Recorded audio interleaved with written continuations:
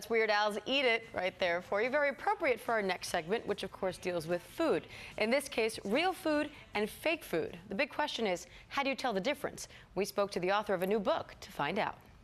What if I told you that the lobster roll you're eating isn't actually lobster? Or the tuna you had for lunch isn't tuna?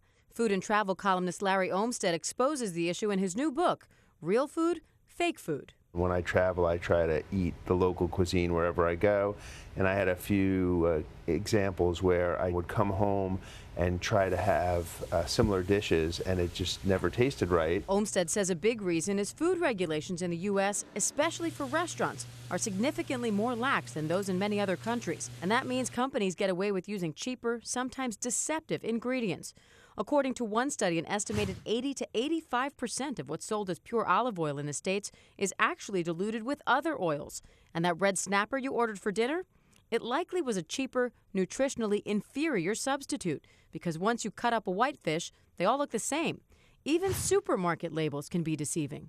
A lot of consumers like myself might say, I want to eat naturally raised beef or pork or chicken, but that's really hard to do when you go to the supermarket and everything says natural on it, because natural has no definition. People see grass-fed beef, they're told grass-fed beef is better for you, but grass-fed on the label doesn't mean that it's what I would call grass-fed beef. But it's not hopeless.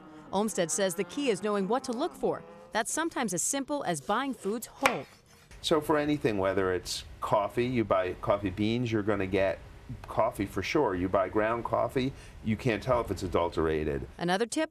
Look at the ingredient list on packaged goods. The Food and Drug Administration is fairly lax about other labels, but very strict about those.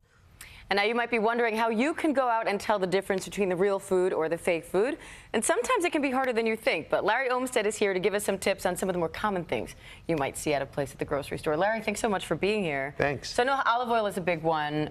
Tell us why. There have been problems with oil being labeled extra virgin that doesn't meet the extra virgin standard, and it's very hard to tell just looking at the bottle. I recommend, if you can, buying at a store that actually lets you smell and taste the oil, which some gourmet stores do, because when you taste it and smell it, you can really tell the difference. And once you try good oil, you'll know what it tastes like.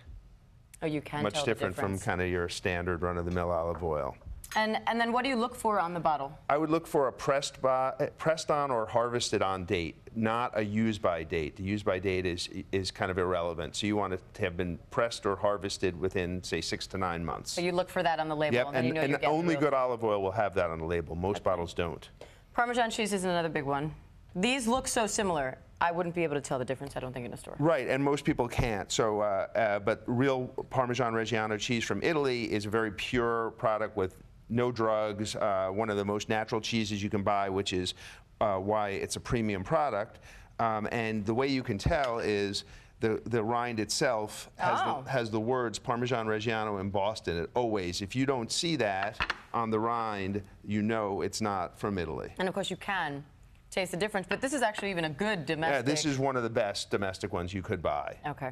And then sushi. I know Sushi's a big problem. Which kills me because I love sushi. It is. So with fish in general, it's better the more you can see, a whole fish. So in nigiri sushi, where it's prepared like this, you get a better look at it. And if you look at this crab, for example, almost this is actual crab. Right. Most sushi places you go, it's a block of that sort of reconstituted crab stuff. Right. You can see it. So it would be harder to fake a cut of salmon like this is a wild Pacific salmon. Look at the color difference. This is supermarket salmon. You know how bright and vibrant that is.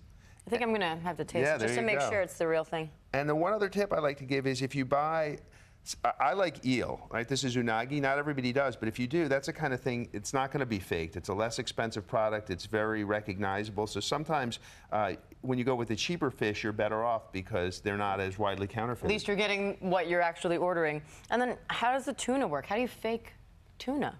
Well, there's a lot of substitutes for tuna. Escalar is a fish that's used to substitute tuna. It's much cheaper. Tilapia has been used. A lot of times in rolls, all you see is sort of a pencil-sized sliver of kind of grayish, pinkish fish, and you can't really tell by looking at it what that is. All right, so the more of the product you can see, generally speaking, the better. Yep.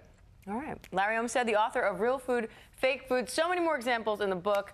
Larry, thank you so much for being here this morning and for showing us really eye-opening stuff. Thanks for having me. Thank you.